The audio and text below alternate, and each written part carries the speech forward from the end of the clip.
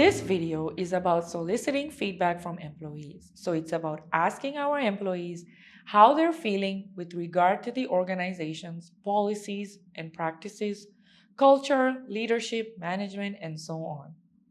The goal, broadly speaking, is to identify sore points and areas for improvement. So, where is the organization lacking or not doing so well? And how do employees think the organization could improve?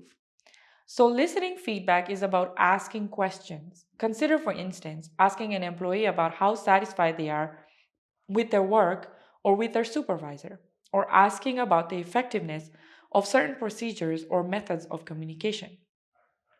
We could also ask them about team dynamics or about their working relationships.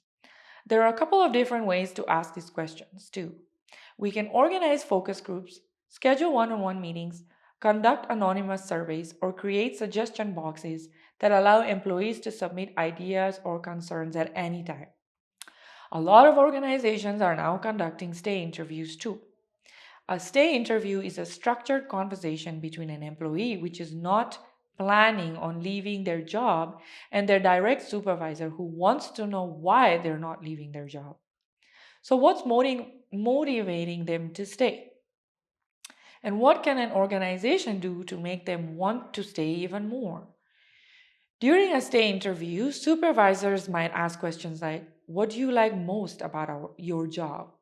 What do you like the least about your job? Make your job more satisfying? What would you change about our organizational culture if you could? Do you see yourself here at this organization 5 years from now? What kind of professional development opportunities are you interested in? Stay interviews are a great way to gather feedback. However, the best way to gather feedback is going to vary from organization to organization depending on the preferences of their employees. So be sure to ask your employees about their feedback mechanisms that they find most engaging or most enjoyable. These are the mechanisms that will give you the best results to learn more about how to gather feedback. I invite you to watch the video in the third lesson of Module 3 titled Conducting an EDI Assessment and to pay special attention to the part that talks about employee engagement assessments. Before asking for feedback, it's important that we communicate why we're asking. So we need to be transparent about how the feedback will be used. This is going to help address any suspicions or concerns our employees might have, making it more likely that they'll participate. It's also going to help build trust, meaning they'll be more comfortable providing honest feedback. Another way to build trust is more emphasizing the fact that we're open to criticism. So we need to make it clear that constructive criticism is okay and that it won't affect employees' job security or career prospects. We also need to make sure our employees feel safe psychologically. So, here are some best practices for building spaces or environments that are psychologically safe. First, encourage open dialogue. Try to promote a culture of open communication where employees can share their thoughts or express their concerns without fear or apprehension. Second, model vulnerability. Consider sharing some of your own concerns or talking about a challenge you've been facing. This is going to show your colleagues that it's safe and that they're going to be okay should they decide to do the same.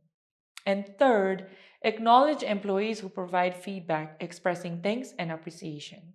This is going to reinforce the idea that their input is valuable and it contributes to the organization's success. In the end, after you've collected and analyzed all of your feedback, be sure to share the results with the rest of the organization, outlining the steps that will be taken to address employees' concerns. This helps promote transparency and shows employees that their feedback is taken seriously. By taking employees' feedback seriously, you're showing them that they're valued members of your organization and that you want to keep them around. So you're willing to make changes and implement new programs or processes in order to meet their needs, address their concerns, or make their professional lives more enjoyable. The last thing to note is that soliciting feedback should be an ongoing process rather than one-time event, and that's because employees' feedback is so valuable. It allows us to identify and solve problems we might not have known about and make improvements that we might not have thought to make. The feedback we gather also provides insight as to how we can make our employees more committed or engaged. In other words, it provides insight as to how we can sustain talent. This brings us to the end of Lesson 5 and to the end of Module 6. Thanks for watching and best of luck on the rest of your EDI journey.